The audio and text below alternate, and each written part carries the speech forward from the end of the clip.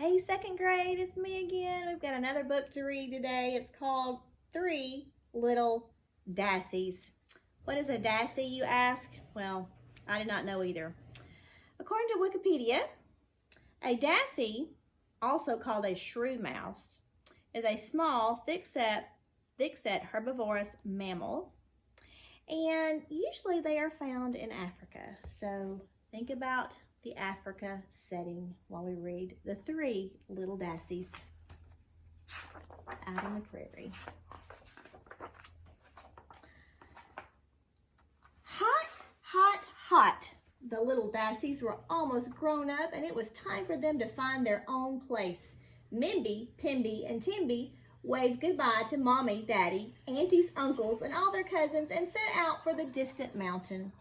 "Come and visit us," they shouted. "A place cooler, a place less crowded, a place safe from big eagles." The sisters traveled all day and all night across the Namib Desert, arriving at the foot of the mountain the next morning. "This is where we will live," they agreed excitedly. "Welcome," a squeaky voice called out from the scree. It came from a handsome, smiling Agama man. "No one has lived here for a long, long time. Just me and my family of eagles up on the mountain." Eagles? The three little Dassies shivered in the hot, hot sun. Where would they build their houses? Mimby eyed the long grasses. "These grasses will make a lovely, cool house," she said, and she set to work cutting, twisting, braiding, and bundling, and she finished in no time. "Be near and dear, sister," she said, crawling inside for a nap. Pimby spotted pieces of driftwood, silver from the sun, lying in the sand of the dry riverbed. "These will make a fine wooden house," she said, and she set about collecting as many pieces as she could find. When it was finished, she hung up a hammock and called out, "Be near and dear, sisters, while I rest my eyes." Timby looked at the rocks around their mountain. "I will make a stone house," she said, "but it won't be as easy to build as one made of grasses or sticks." And it wasn't. She had to work all day in the hot sun to get it finished in time to sleep in it that night.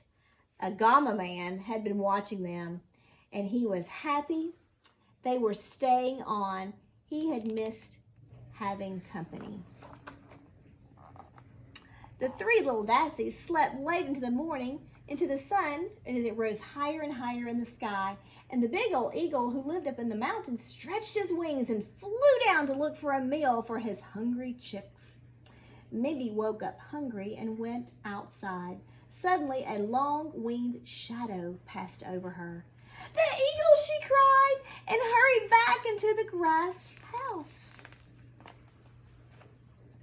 "I see you, Dassie," the eagle screeched and swooped down. "I'll flap, and I'll clap, and I'll blow your house in," he squawked, beating the air with his wings until the grass roof sailed off.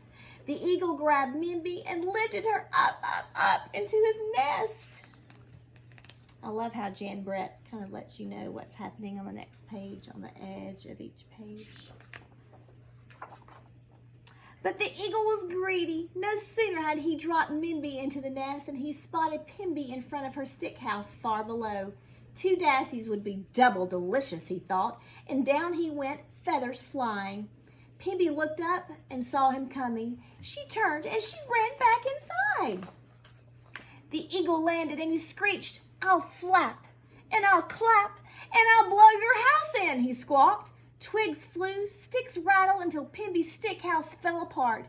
Then, just like Mimby, she felt herself being lifted high in the sky and plunked down into the eagle's nest.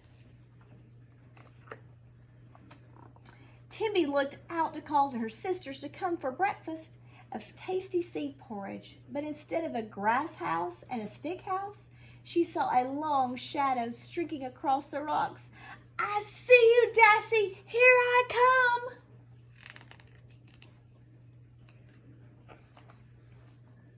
The eagle landed and shrieked, "I'll flap, and I'll clap, and I'll blow your house in." He flapped and clapped and beat his wings. Dust and sand blew everywhere, but the stone house didn't move. He tried again, flapping and clapping even harder. Dust and sand got all in his eyes, but the stone house didn't budge. When the dust settled, the stone house was still standing, but the eagle was coughing and sneezing, and his wing feathers were bent and broken, and he was missing tail feathers. Knowing when to quit, he hopped his way up to his nest. At least he had 2 Dassies waiting for his dinner.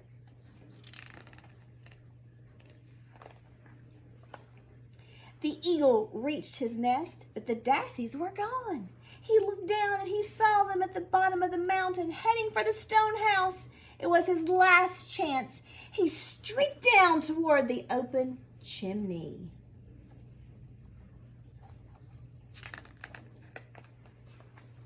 Inside, the 3 sisters hugged each other. There's nothing like a stone house when there are eagles abundant, they cried. Just then the eagle tumbled down the chimney. I'll flap and I'll clap and I'll... And a hot blast from the fire hit him. Fly home for a nap, he squealed. As fast as he could, he squeezed back up the chimney and flew home, all black and singed from the smoke fire. And Mimby, Pimby, and Timby never saw so much as a tail feather of that eagle ever again. Mommy, Daddy, aunties, uncles, and all their cousins, and a Gama man too, had come to celebrate. Welcome, the sisters cried, to a place cooler, to a place less crowded, to a place safe from eagles. And if you ever travel to Namibia today, you will see Dassies living in stone houses with handsome Agama men looking out for them. And as for those pesky eagles, they are easily spotted, for their feathers are as black as soot.